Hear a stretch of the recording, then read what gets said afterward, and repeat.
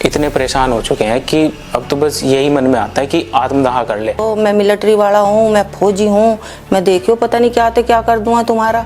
इतनी गंदी गंदी गाली दी जी, आप क्या बताऊँ मैं, बहुत गंदी गंदी गाली दी इसने पूजा के लिए मेरे। ये कहते हैं हम पता नहीं क्या थे क्या करा देंगे देखियो तुम्हारे लिए।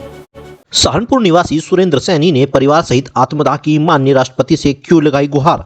दरअसल आपको बता दें, सहारनपुर की दिल्ली रोड स्थित अनुपम विहार निवासी सुरेंद्र सैनी ने एक पत्र लिखकर माननीय राष्ट्रपति के नाम लिखा है, जिस पत्र में सुरेंद्र ने जिक्र किया है कि मेरे पड़ोसी द्वारा और ठेकेदार द्वारा मुझे बहुत परेशान किया जा रहा है और मेरे पड़ोसी राजीव सैनी के दबाव में आकर ठेकेदार सड़क के निर्माण में कई तरह की अनियमितताएं बरत रहा है और यहाँ तक की धमकी दी जा रही है कि मेरी पत्नी और बेटी को भी जान से मारने की बात कही जा रही है। और अब बात यहाँ तक आ पहुंची है कि इस नाली के निर्माण को लेकर मैं हर विभाग के चक्कर लगाकर अपनी हिम्मत हार चुका हूँ और सभी अधिकारियों के पास जा जाकर थक गया हूँ, क्योंकि हर विभाग में कर्मचारी और अधिकारी भ्रष्टाचार में संलिप्त हैं।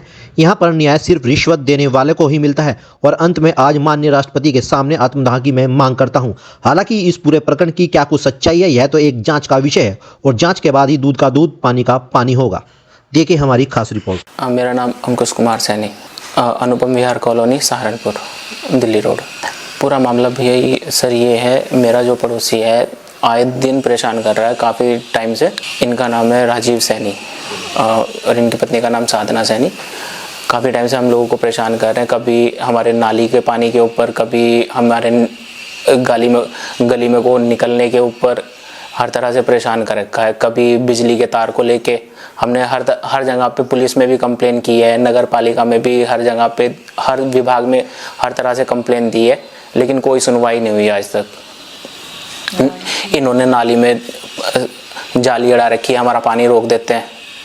ऊपर इन्होंने बाहर पेड़ लगा रखे हैं, उन पेड़ पे को हमारे ऊपर घर में 2 बार सांप आ चुके हैं। उस बारे में कहा, हमारे साथ मारपीट भी की, हमारे ऊपर झूठा केस लगा दिया छेड़छाड़ का। बस यही कार्रवाई चाहते हैं कि हमें इनसे निजात दिलाया जाए। ये रोज रोज के जो झगड़े हैं इनसे मुक्ति मिल जाए हमें, बस, और तो कुछ नहीं है सर। बिना मतलब में रोज ना तो मेरे पापा जी यहाँ पे रहते, ना मेरे बड़े भाई यहाँ पे रहते।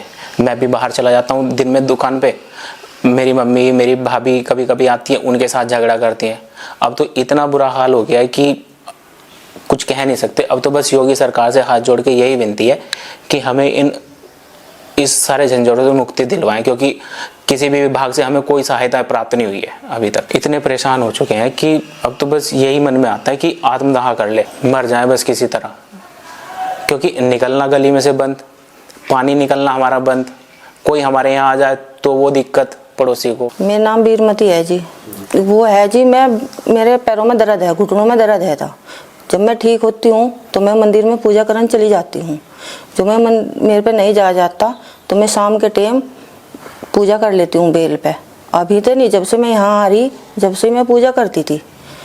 इसके आगे भी करी मैंने, ये मेरे साथ बोले थी भी, नहीं बोले नहीं थी, बोले थी, ये बोल के मुझे बता देती, कह देती अब भाई तुम यहाँ पूजा मत करो। मैं ना करती पूजा।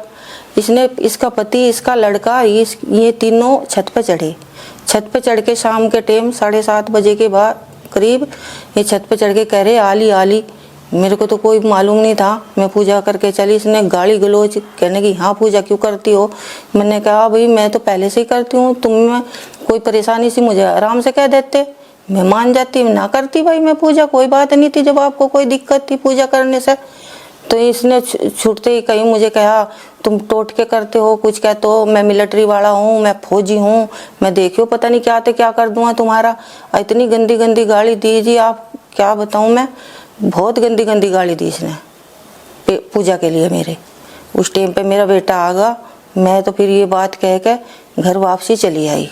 मैं ये चाहूँ जी बस मेरे बच्चों को, मुझे अपने बच्चों के लिए बहुत डर लग रहा। ये कहते हैं हम पता नहीं क्या थे क्या करा देंगे देखियो तुम्हारे लिए।